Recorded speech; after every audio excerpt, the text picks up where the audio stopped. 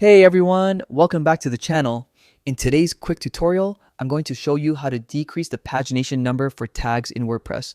This simple tweak will make managing your tags much easier and keep your dashboard clean. Let's dive in. First, open your browser and head over to your WordPress site. Click the login button, usually located at the top right corner. For a fast and secure login, you can use the Continue with Google option if your account is connected.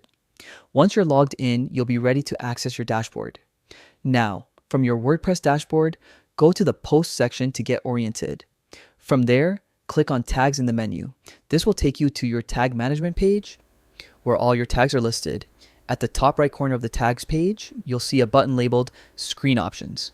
Click on it, and you'll find a setting called Number of Items per Page. This is where you can control how many tags show up on each page, which is especially handy if you have a lot of tags. Simply enter your preferred number of tags per page and click Apply. That's it. Your new setting takes effect immediately, making your tag management smoother and more efficient. And there you have it. Adjusting the pagination number for tags in WordPress is that simple. If you found this tip helpful, make sure to hit that like button and subscribe for more WordPress tutorials. Thanks for watching, and I'll see you in the next video.